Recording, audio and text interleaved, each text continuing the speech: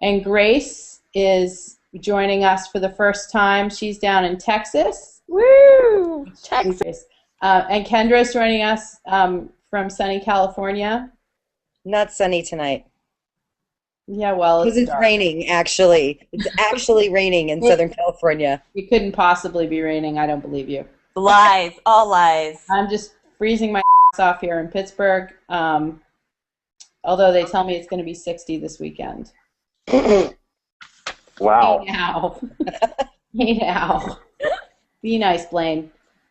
Just for that, I'm going to start off with you, Oh, okay. Blaine. The Jets are visiting your beloved Seahawks. God. No, they're not your beloved Seahawks? And the circus is coming to town. Hooray! We're all getting our tickets and we're all heading off to see the greatest show on I don't know what that even is supposed to be. Anyway, I am a little bit more concerned about this game, this ground game potentially than I should be.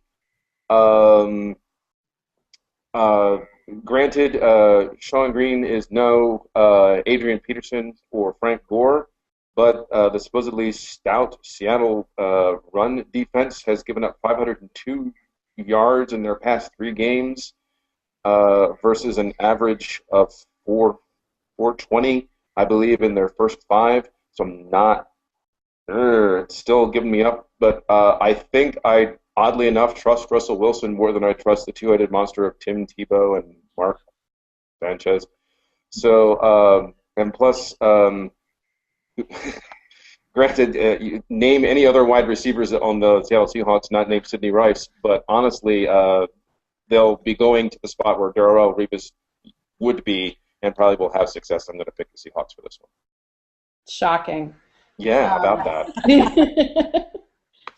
Grace, what do you think about Seahawks and Jets? You know, the Jets, they're the Jets. And Sanchez, I don't know a whole lot about him, just other than what I've watched this season. And Sanchez just can't keep it together. If they'd keep Tebow in, I think they'd probably sometimes do a little better. But I've got the Seahawks in this game as well. Don't ask me what you think I think the score will be, because who knows. But Yeah. I picked Seattle. We don't usually venture into scores and over-under and anything like that. That's way too technical for us. Kendra, are you going to make it 3 for the Seahawks? I am. Seahawks haven't lost at home, and Sanchez just doesn't have a chance. That's all there is. I can't believe they haven't benched him and put Tebow in. But, yeah, Seahawks take this one. According to Twitter, they draw up 10 plays every week for Tebow, and that's it. One of them's a fake punt. So for my pick this week, I let my son make all my picks. I went 4-0 last week. But I let him make my picks anyway because he likes it, and he's doing pretty well at fantasy football, or at least he did well last week. He picked the Seahawks, and his reasoning was because their defense is so strong. Wow. He didn't really have anything else to say about it.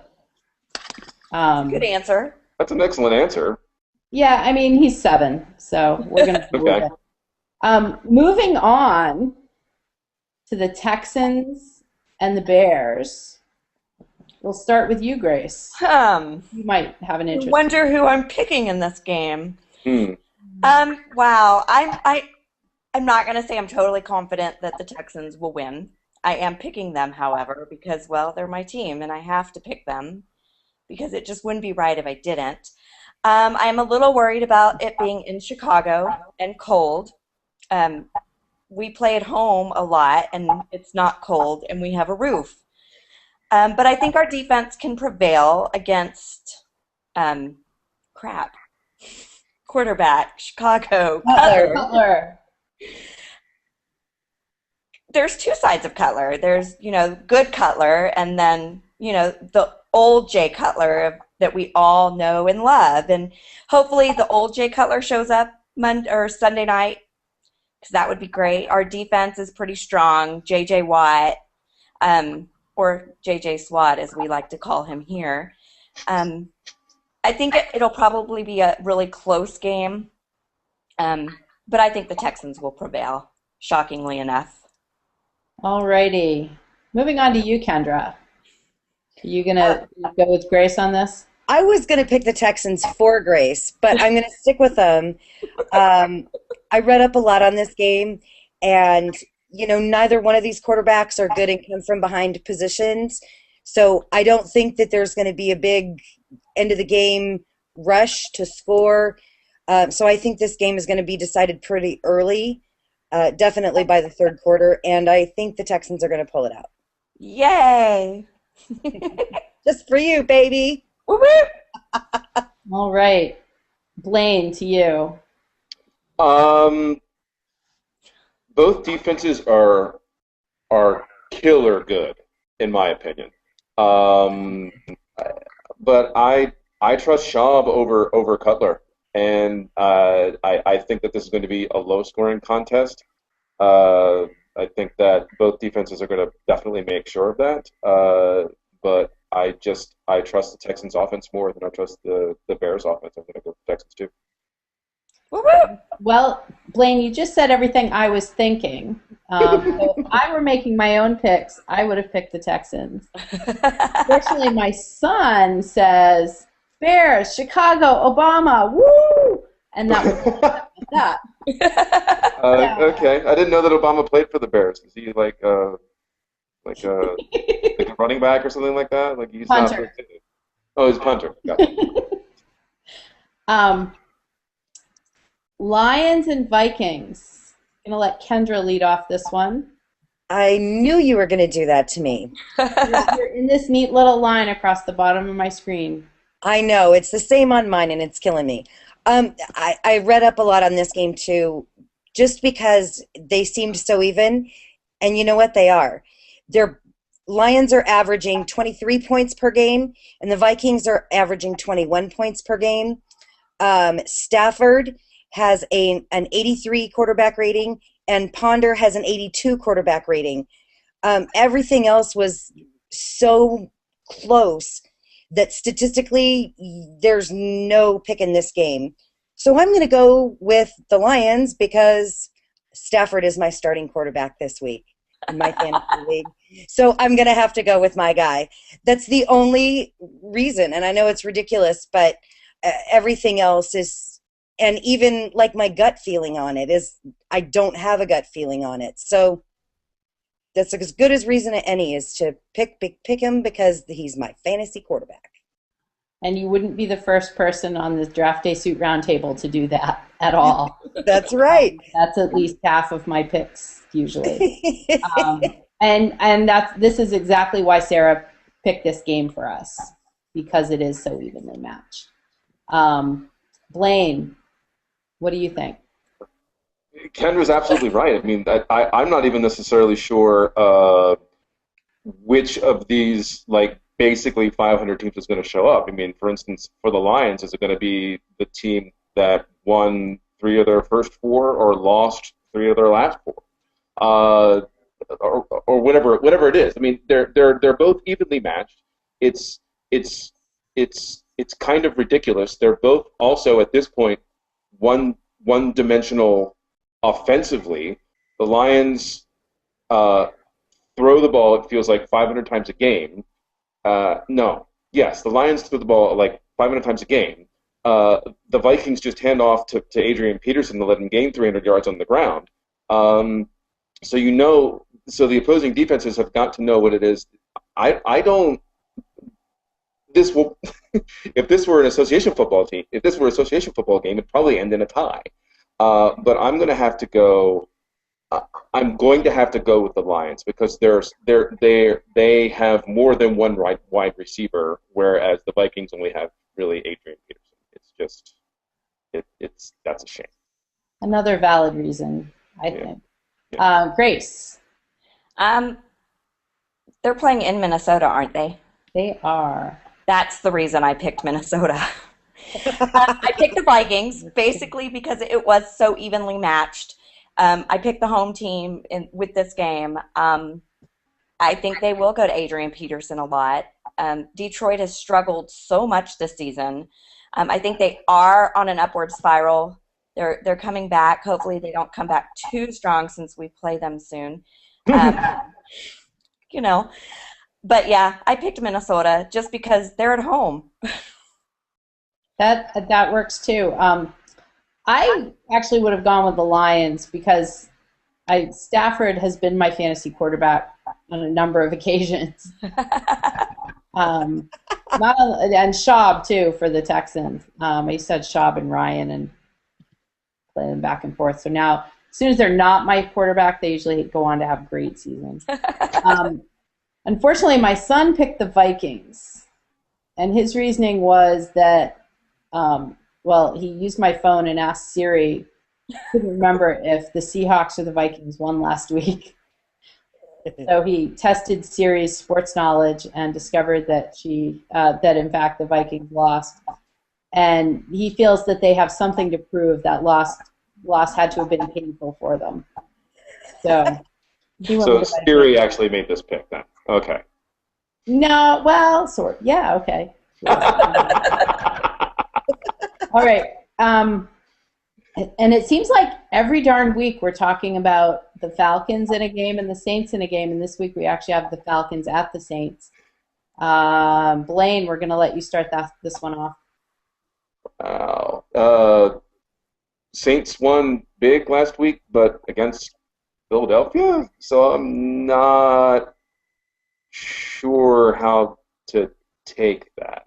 Did you see my son's notes? It sounds like. I did not. No, I did not. I can't see them from Exactly anywhere what he's here. talking I really like Drew Brees a lot. I think that he's a great guy, but there is just absolutely no way that he is going to. He is going to have to single-handedly beat the Falcons somehow. He can't do it. So I got to pick the Falcons. They're undefeated, man. This is not a team that's going to beat them this time. Alrighty then, Grace. Again, this is my upset pick of the week. Yeah, I said I would never pick the Saints again because I kept picking them thinking, surely they're going to win a game eventually. And they did. And then they kept losing. So I was like, I'm not picking them ever again. But they're at home this week. They're coming off a big win. Atlanta, they're doing great. I just don't want to see them continue to be undefeated. It's just selfish of me, I suppose. But I think New Orleans can play off their big win last week, even though it was just Philadelphia, and continue to play strong and hopefully keep it close. And I think they'll pull off the upset win. Okay, Kendra. This was the only game that I couldn't pick. I did a lot of reading on it and a lot of thinking about it, asked my husband what he thought, and there's the rivalry thing. There is the thing about the Saints don't want the Falcons to come in and play in the Super Bowl in this dome, and then there's the whole 8-win thing. I just don't know. I know that the Saints have Breeze, but I guess I'm going to have to go with the Falcons on this one because I really think that they're on a roll. They don't want to screw this up. It is the Saints. They want this win, and it's going to be a good game, but I really think it's going to go to the Falcons. Okay, I agree that I think this is going to be a great game. I finally got to see the Saints last week. Vilma being back makes a big difference in their defense. Wow. My son, though, picked the Falcons just because they're undefeated, and he thought the Eagles were, again, a really easy opponent for the Saints last week, and while that win was impressive, the Eagles are not. So, Right. So he went with the Falcons. I would probably go with Grace and go out on a limb and say upset pick of the week right here. Sarah, of course, would say the Falcons are not going to run the table, but they're going to win this week.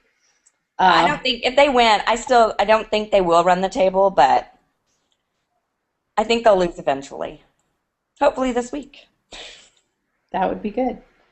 And I forgot to mention when we were talking about Jets and Seahawks, but the Hockley tracker. Blaine, eyes out.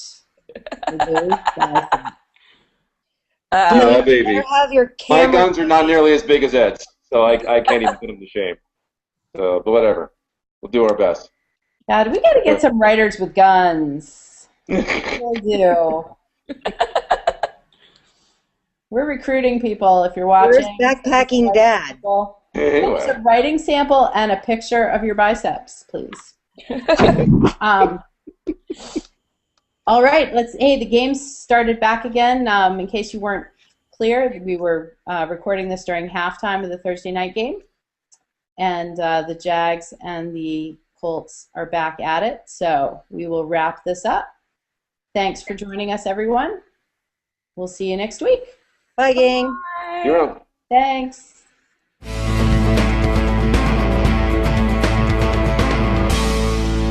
Texans. Yes, thank you. A gratuitous boob shot of the round table. Thank you. I do what I can. We appreciate it.